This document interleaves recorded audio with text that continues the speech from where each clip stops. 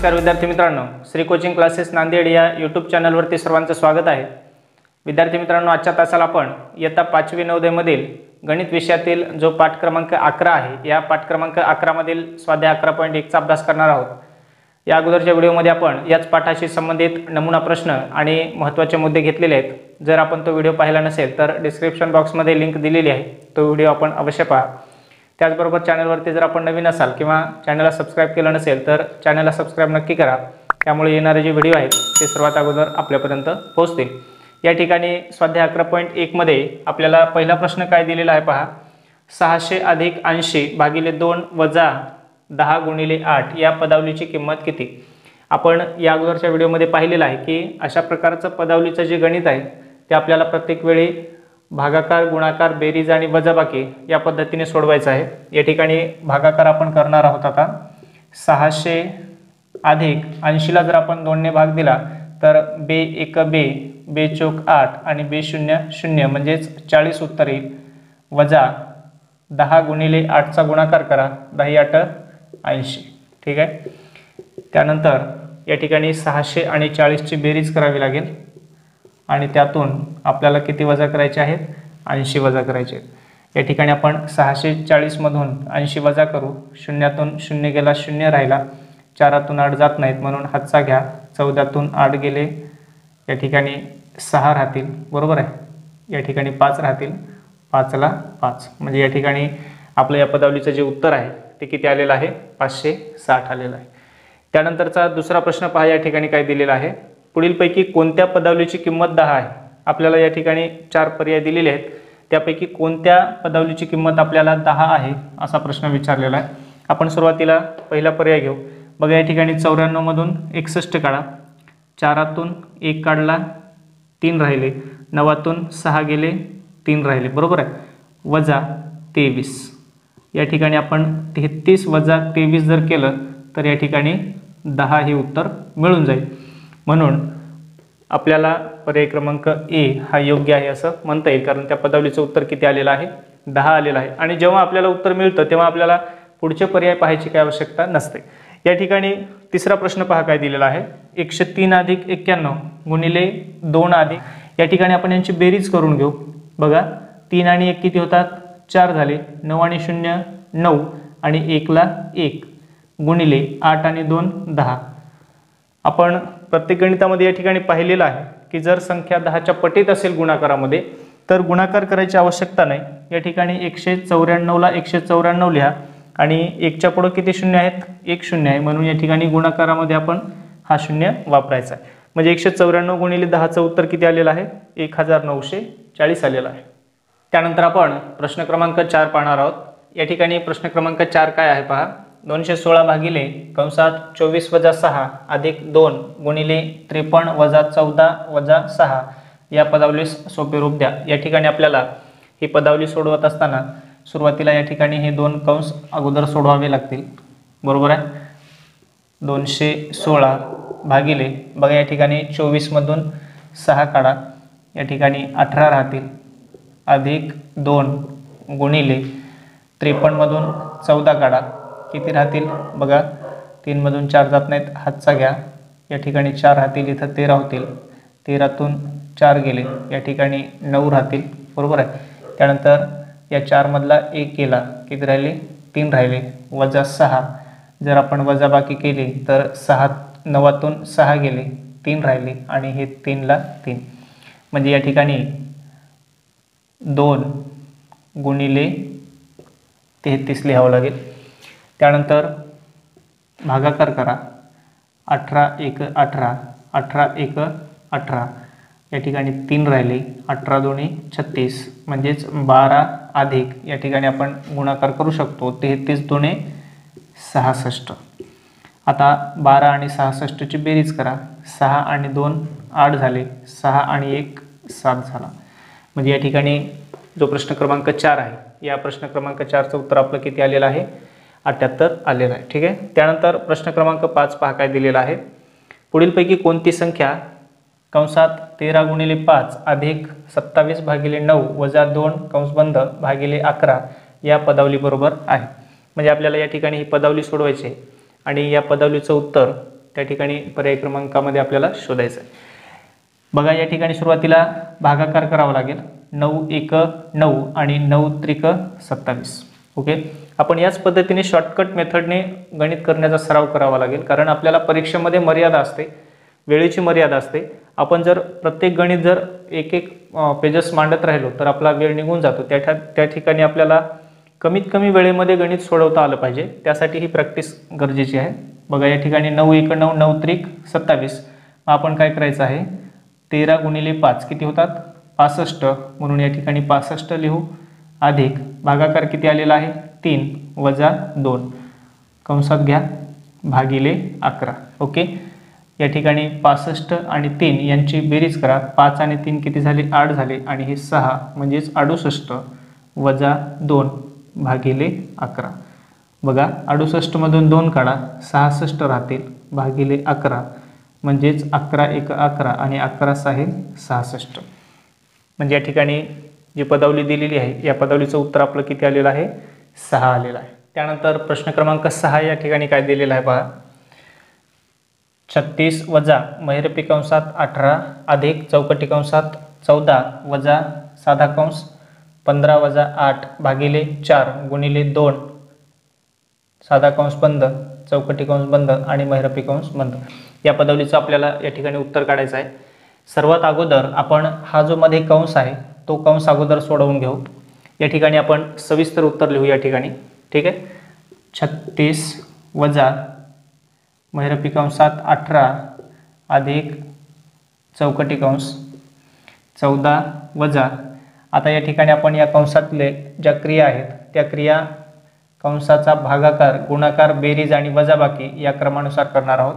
ठीक आहे, सुरुवातीला काय करायचं आहे भागाकार, त्यानंतर गुणाकार,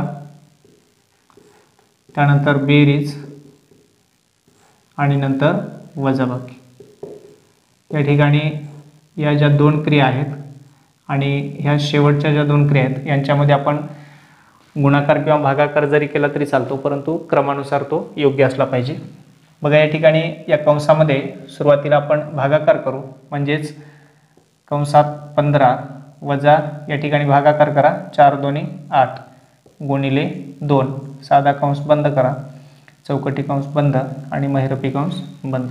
या ठिकाणी आपण भागाकार केलेला आहे. आता आपल्याला या ठिकाणी गुणाकार करावा लागेल, बरोबर. या ठिकाणी गुणाकार किती होईल 2 दुणे 4. आता 15तून 4 वजा करावे लागतील, कारण हा पूर्ण कंस सोडवायचा आहे आपल्याला.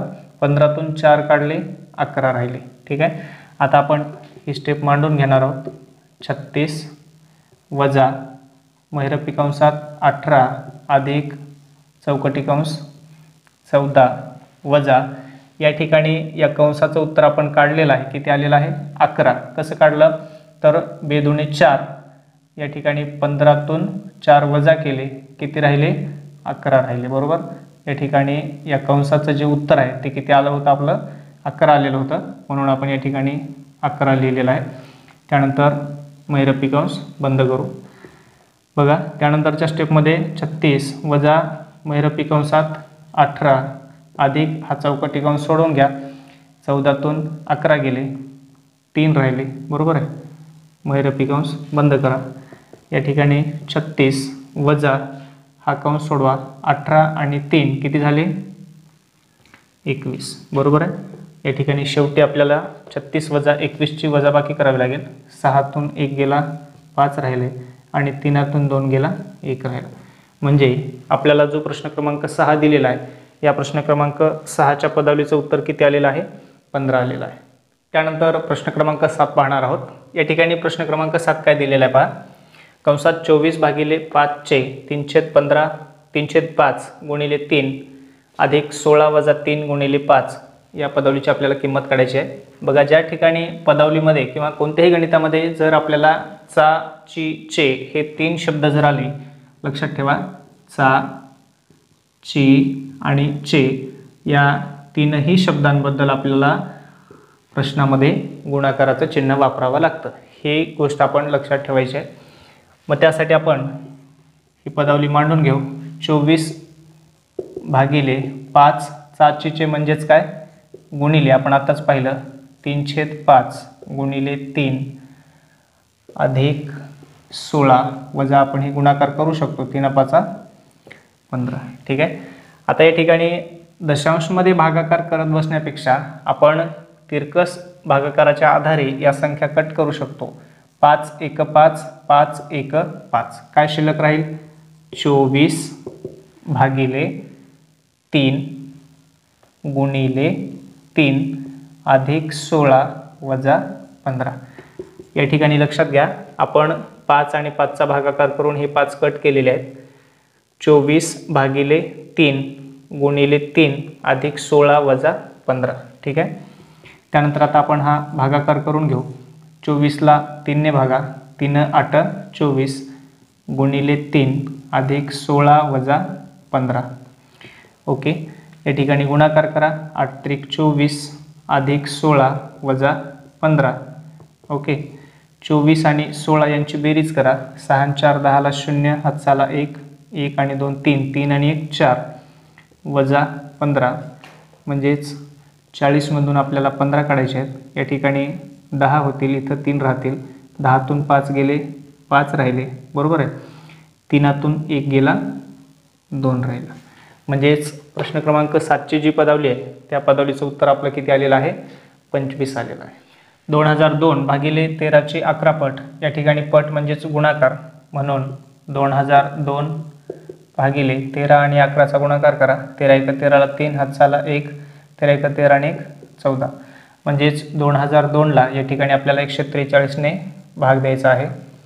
आपण 143चा टेबल तयार करून 4 ते 5 अंकांपर्यंत 143चा टेबल तयार करून भागाकार करू शकता. 143 1 143, 143 1 143. या ठिकाणी 200मधून 143 काढा, 57 राहतील. बरोबर आहे. 143 चौक 572. म्हणजे या ठिकाणी आपलं जे उत्तर आहे ते किती आलेलं आहे? 14 आलेलं आहे. त्यानंतरचा प्रश्न क्रमांक 9 आहे. या ठिकाणी एक पदावली दिलेली आहे आणि या पदावलीमध्ये आपल्याला हे चिन्ह ॲड करायचे आहेत. म्हणजे खाली जे 4 पर्याय दिले होते त्या 4 पर्यायापैकी कोणता योग्य पर्याय आहे तो आपल्याला ओळखायचा आहे. या ठिकाणी हे जे चौकटी दिलेले आहेत या चौकटीमध्ये आपण पर्याय क्रमांक ए मधील जे चिन्ह आहेत ते आपण या ठिकाणी ठेवू. म्हणजे पहिल्यांदा या ठिकाणी प्लस ठेवावं लागेल, त्यानंतर भागिले, त्यानंतर वजा आणि नंतर गुणिले. जर आपण ही पदावली सोडवली तर त्या पदावलीचं उत्तर 12 आलं पाहिजे. तर आपला पर्याय क्रमांक ए योग्य आहे. ठीक आहे. या ठिकाणी आपण पदावली लिहून घेऊ. 16 अधिक 8 भागिले 4 वजा 2 गुणिले 3. ओके. या ठिकाणी भागाकार करा. 16 अधिक 4 दोन्ही 8 वजा 2 गुणिले 3. या ठिकाणी गुणाकार करावा लागेल. 16 अधिक 2 वजा 2 6. 16 आणि 2ची बेरीज करा. 18, 18तून 6 काढा. या ठिकाणी किती राहतील? 12. ठीक आहे. म्हणजे आपण जो पर्याय क्रमांक ए घेतलेला आहे तो अगदी योग्य आहे. कारण या पदावलीचं जेव्हा आपण उत्तर काढलेलं आहे तेव्हा किती निघालेलं आहे? 12 निघालेला आहे. त्यानंतर आपण प्रश्न क्रमांक 10 घेणार आहोत. प्रश्न क्रमांक 10 आपल्याला मोठा जरी वाटत असेल तरी आपण स्टेपनुसार जर आपण गणित केलं तर अगदी सोपं आहे. या ठिकाणी बरेचसे कंस आहेत. सर्वात बाहेरचा कंस महिरपी कंस आहे. त्यानंतर आतमध्ये 2 चौकटी कंस आहेत. या ठिकाणी 1 आणि या ठिकाणी 1 आणि त्यामध्ये पुन्हा काही कंस आहेत. आपण अगोदर हा जो चौकटी कंस आहे या चौकटी कंसातल्या क्रिया पूर्ण करून घेऊ. महिरपी कंसात, त्यानंतर पुन्हा चौकटी कंस आहे, वजा 100. या ठिकाणी चौकटी कंसामध्ये 180 वजा, या ठिकाणी गुणाकार करा. 5 त्रिक 15 अधिक 20 चौकटी कंस बंद, वजा दुसरा चौकटी कंस, त्यामध्ये गुणाकार करा. 11 दोन्ही 22 वजा, या ठिकाणी 4 आणि 3 किती झाले? 7 झाले. बरोबर आहे. चौकटी कंस बंद आणि महिरपी कंस बंद. त्यानंतर काय करायचं आहे? या ठिकाणी वजाबाकी करू आपण. महिरपी कंसामध्ये चौकटी कंस 180मधून 15 काढा. या ठिकाणी 165 राहतात. अधिक चौकटी कंस बंद, वजा, या ठिकाणी 22मधून 7 काढायचे आहेत, 15 राहतील. बरोबर आहे. त्यानंतर आपल्याला या चौकटी कंसातली बेरीज करावी लागेल. महिरपी कंसामध्ये 165 प्लस 20 म्हणजेच 185 वजा 15. ओके, या ठिकाणी जर आपण वजाबाकी केली तर 5तून 5 गेले 0, 8तून 1 गेला 7 आणि 1ला 1. म्हणजे आपल्याला प्रश्न क्रमांक 10 जो दिलेला आहे त्या प्रश्न क्रमांक 10चं जे उत्तर आहे ते किती आलेलं आहे? 170 आलेलं आहे. त्यानंतर आपण या ठिकाणी 11वा प्रश्न पाहणार आहोत. 101 गुणिले 0 गुणिले 11ची किंमत आहे. अतिशय सोपा प्रश्न आहे. आपल्याला माहिती आहे गुणाकारामध्ये जेव्हा 0 येतो तेव्हा पूर्ण प्रश्नाची किंमत काय असते? 0 असते. म्हणून या ठिकाणी आपल्याला गुणाकार करायची अजिबात आवश्यकता नाही, कारण या ठिकाणी दोन्ही वेळा गुणाकार आहे आणि मध्ये 0 आहे. म्हणजेच आपण कोणत्याही संख्येला जर 0ने गुणलं तर त्याचं उत्तर किती येणार आहे? 0च येणार आहे. त्याचप्रमाणे प्रश्न क्रमांक 12 देखील तोच आहे, तसाच आहे. कारण या ठिकाणी पदावली जरी मोठी दिसत असेल तरी या ठिकाणी 0 आहे आणि प्रत्येक ठिकाणी गुणाकार ही एकच क्रिया आहे. बरोबर, म्हणजे ह्या पूर्ण पदावलीचा जर गुणाकार केला आणि त्या पदावलीला जर 0ने गुणलं तर त्याचं उत्तर देखील किती निघणार आहे? 0 निघणार आहे. त्यानंतर आपण प्रश्न क्रमांक 13 पाहणार आहोत. या ठिकाणी प्रश्न क्रमांक 13 मध्ये काय दिलेलं आहे पहा. 36a मायनस b, त्यानंतर 14 दिलेले आहेत. त्यानंतर वजाबाकी 1 मध्ये a आहे आणि नंतर 1 आहे आणि आपल्याला a आणि b च्या किमती अनुक्रमे विचारलेल्या आहेत. या ठिकाणी आपण पर्याय वापरून देखील हे उत्तर करू शकतो, परंतु या ठिकाणी आपण पर्यायाचा वापर न करता उत्तर काढणार आहोत. अशा प्रकारचं बेरजेचं एक उदाहरण आपण अगोदर घेतलेलं आहे. या ठिकाणी वजाबाकी दिलेली आहे. आपल्याला वजाबाकी करत असताना एकक स्थानी 1 आहेत, म्हणजेच आपल्याला या ठिकाणी शोधायचं आहे की कोणत्या अंकातून 4 वजा केल्यास 1 हे उत्तर येईल. बघा, जर आपण 5 मधून जर 4 वजा केले तर किती येणार आहेत? 1 येणार आहेत. आणि आपल्याला a आणि b च्या किमती अनुक्रमे किती आहेत हे विचारलेलं आहे. म्हणजे या ठिकाणी 2 वेळा a आलेला आहे, 1 आणि 2. बरोबर आहे. आता ह्या a ची किंमत प्रत्येक ठिकाणी वेगळी तर असणार नाही, म्हणजे a ची किंमत सारखीच असणार आहे. म्हणजे या ठिकाणी जर a ची किंमत 5 निघाली असेल तर या ठिकाणी देखील a ची किंमत 5च असेल. ओके, म्हणजेच या 5 मधून 4 काढले 1 राहिला, त्यानंतर 6 मधून 1 काढला 5 राहिले. बरोबर आहे. आपोआपच a ची किंमत या ठिकाणी 5 येईल. बघा, 6तून 1 काढला 5 राहिला. आपण या ठिकाणी 5 घेतलेलेच आहेत अगोदर. मग या ठिकाणी आता b ची किंमत काढायची. आता सांगा 3 मधून कोणती संख्या वजा केली म्हणजे उत्तर 1 येईल? तर आपल्याला या 3 मधून कोणती संख्या वजा करावी लागेल? 2 वजा करावे लागतील. जर आपण या 3 मधून 2 वजा केले तर आपलं उत्तर किती येईल? 1 येईल.